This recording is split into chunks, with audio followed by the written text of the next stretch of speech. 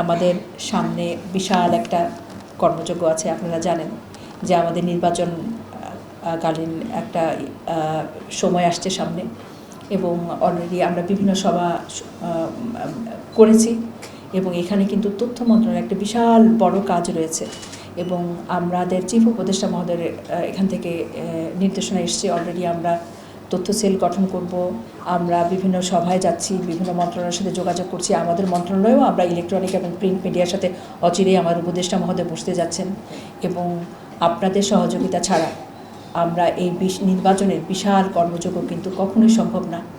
আপনারা কিন্তু এই নির্বাচনের বিষয়গুলো অতীব গুরুত্বের সাথে, একদম অতীব জরুরিভাবে, নিরপেক্ষতার সাথে এবং নিষ্ঠার সাথে করবেন।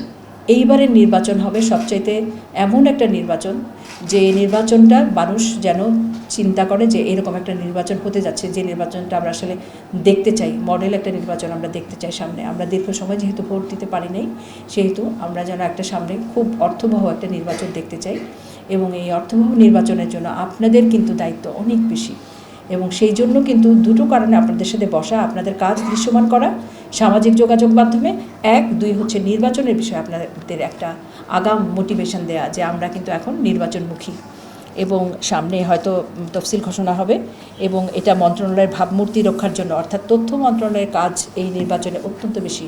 নির্বাচন কমিশনের সাথে যোগাযোগক্রমে তাদের নির্দেশনা মতে আমরা কিন্তু তথ্য মন্ত্রণালয়ে বিভিন্ন কাজ করব, এবং আপনাদের সহযোগিতা চাই।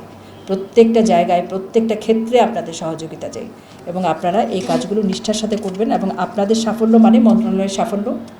আপনারা যখন সফল হবেন তখন মন্ত্রণালয় গর্বিত বোধ করবে, মন্ত্রণালয় সকলে আমরা গর্বিত হব, এবং আমি নিশ্চিত, এবং আপনারা এই দায়িত্বগুলো কিন্তু সঠিকভাবে পালন করবেন, এবং আপনাদের সাথে এতদিন কাজ করার ফলে আপনাদের যে সম্পর্কে যে ধারণা পেয়েছি, আমি নিশ্চিত আপনারা সবাই সফল হবেন, এবং এটা খুবই সম্ভব, এবং আপনাদের সৃজনশীলতা, আপনাদের পেশাদারিত্ব এবং দায়িত্বশীল মনোভাব রয়েছে, এবং সেটা দিয়েই কিন্তু আপনারা করবেন।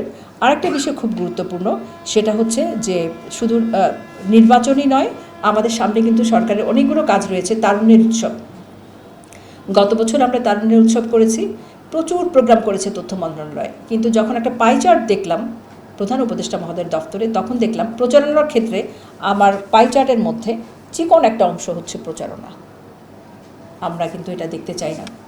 আমাদের তারুণ্যের উৎসব চলছে ডিসেম্বর পর্যন্ত, আপনারা জানেন এই প্রচারণা কোন কোন মন্ত্রণালয় কীভাবে করছেন, অবশ্যই এটা ভিজিবল করবেন। সামাজিক যোগাযোগ মাধ্যম হোক, আপনারা প্রচারণা হোক, পত্রিকা হোক, আপনারা যেহেতু বিভিন্ন প্রিন্ট এবং ইলেকট্রনিক মিডিয়ার সাথে আপনাদের সুসম্পর্ক তৈরি করতে হয় এবং হবে, অলরেডি আছে, আপনারা কিন্তু তাদের সাথে খুব সুন্দর একটা যোগাযোগ স্থাপন করবেন, এবং তারুণ্যের উৎসব সহ সরকারের বিভিন্ন রকম কাজ যেগুলো সামনে আছে সেগুলো আপনারা কিন্তু খুব ভালো করে প্রচারণা করবেন। অর্থাৎ প্রচারণার ক্ষেত্রে তথ্য মন্ত্রণালয় একটু পিছিয়ে রয়েছে।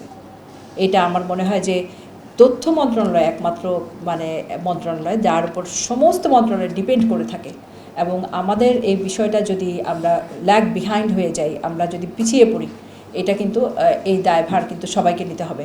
একই সাথে সবচাইতে বেশি দায়ী হচ্ছে আমাকে কিন্তু দিনের শেষে জবাবদিহি করতে হয়।